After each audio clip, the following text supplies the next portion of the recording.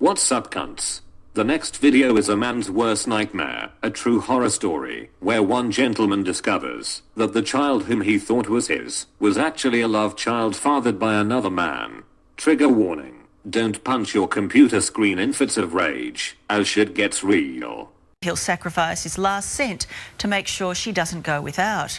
But what if, after years of paying child support, you found out that little girl was not yours at all? Would you want all that money back? The former boyfriend, now broke. The system's a joke. The current one. Don't talk to me. Any plans to pay the $32,000 back? Don't talk to me. The woman who took the money. The child caught in the middle of it all. And the government department that's doing nothing about it. Oh, what a mess. But if you've dealt with the child support agency, perhaps you'll already know what I'm talking about. They'll hound me to the end of the earth to get their money that I owe for child support, but when it's found that she owes me the money for a child that's not mine, they don't want to know about it. It started well, and not long after Andrew Willoughby and Nicole got together, she fell pregnant, even though Army Reservist Andrew was back and forth from home during his Army training. In between that time, she fell pregnant and told me that I was the father of the child. I was extremely happy, and from that day on, I believed that that child was mine, and I didn't doubt her. I signed the birth certificate believing that was my child, doing the right and responsible thing.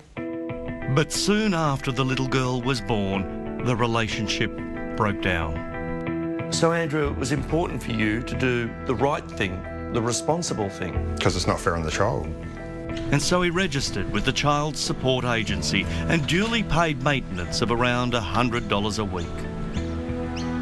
You're not a wealthy man, are you? No, I'm a factory worker at Holden's, so I'm not on a huge pay packet. That's him on the right, and the factory is doing it tough. For some time, Aaron was made to work every second week on just 50% income.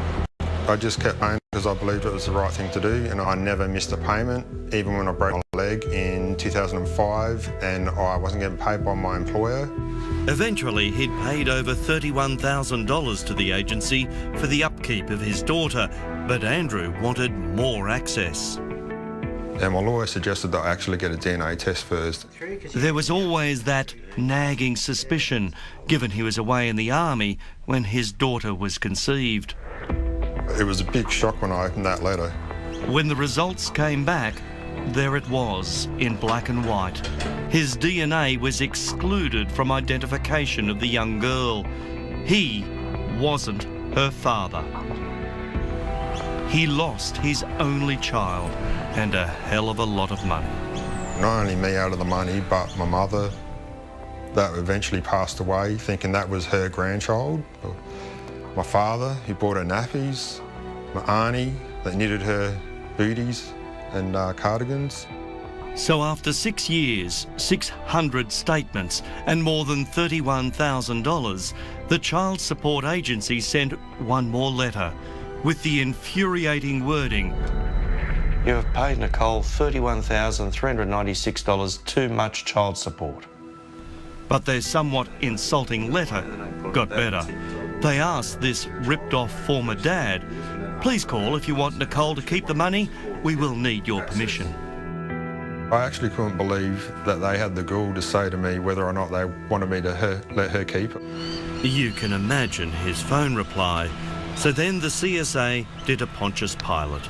After demanding his money for 6 years, they wiped him and walked away. Hire a lawyer was their answer. So he did, and they tried 3 separate times to reach her.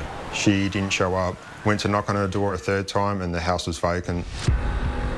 So aside from the $31,000, this factory worker was going broke again, engaging lawyers and spending thousands. And that got me nowhere. And you're further in debt. Just another $5,000 on top of the $31,000.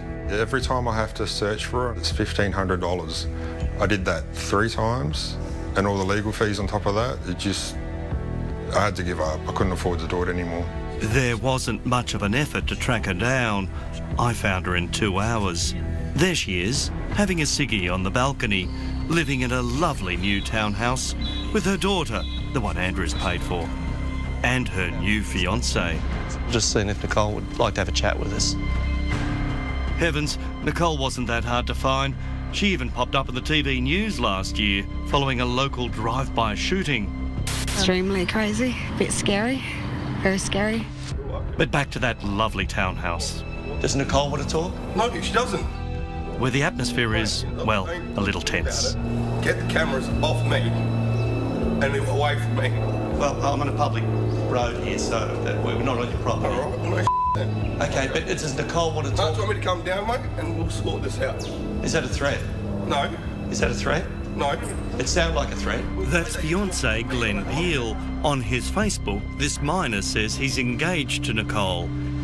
And we're certainly not saying here that Glenn was a party to the payments. But, as you can see, he's not happy to see us. Don't talk to me. Any plans to Don't pay the talk to me. $32,000 back? Don't talk to me. Are you invading my private property now by talking to me? I take it that's a no on the $32,000. Mate, off. Funny, the agency policed Andrew for 6 years to pay up, but no such action for the woman who wrongly took the dough. It just shows what contempt she's got and what a joke the whole system is. Yes, there is a system in place where he can get it back, but it's not that easy. Lawyer Sam Macedoni has dealt with the CSA for decades. It's all black and white as far as they're concerned. They don't do the reverse. I mean, no, they're not there to help you. They're just there to facilitate payment from party A to party B.